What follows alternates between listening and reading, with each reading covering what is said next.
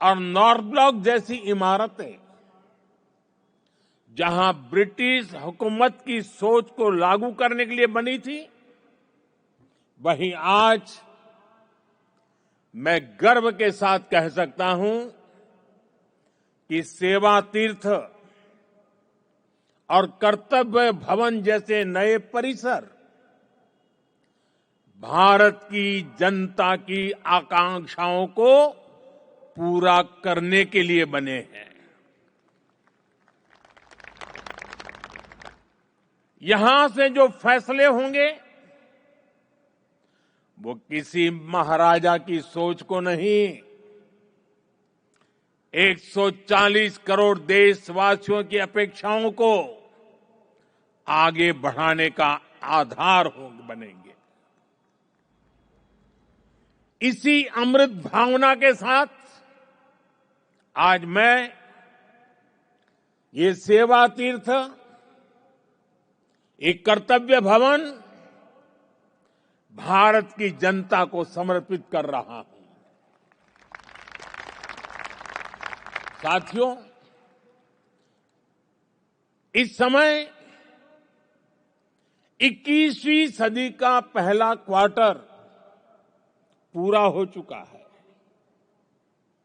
ये आवश्यक है कि विकसित भारत की हमारी कल्पना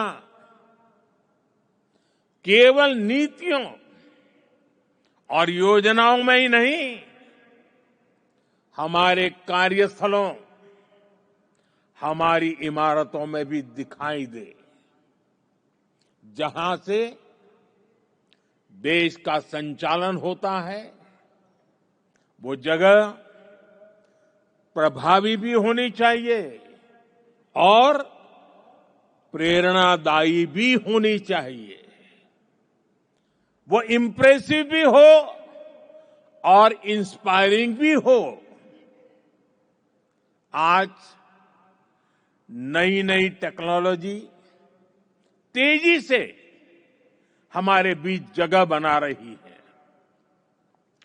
लेकिन इन सुविधाओं के विस्तार के लिए, नए टूल्स के उपयोग के लिए पुरानी इमारतें नाकाफी पड़ रही है। साउथ ब्लॉक, नॉर्थ ब्लॉक, पुराने भवनों में जगह की कमी थी, सुविधाओं की भी अपनी सीमाएं थी। करीब करीब 100 साल पुरानी ये इमारतें भीतर से जर्जर होती जा रही थी। इसके अलावा भी कई चुनौतियां थी। मैं समझता हूं इन चुनौतियों के बारे में भी देश को निरंतर बताया जाना जरूरी है। जैसे आजादी के इतने दशकों के बाद भी भारत सरकार के अनेकों मंत्रालय दिल्ली के 50 से ज्यादा अलग अलग स्थानों से चल रहे हैं। हर साल इन मंत्रालयों की इमारतों के किराए पर ही प्रति वर्ष 1,500 करोड़ रुपए से ज्यादा खर्च हो रहे हैं।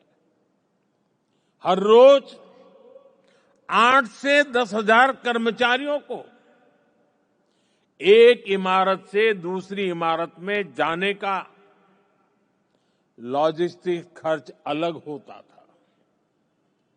अब सेवा तीर्थ और कर्तव्य भवनों के निर्माण से ये खर्च कम होगा, समय बचेगा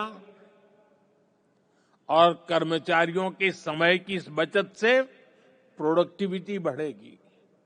साथियों, इस बदलाव के बीच निश्चित तौर पर पुराने भवन में बिताए गए वर्षों की स्मृतियां हमारे साथ रहेगी।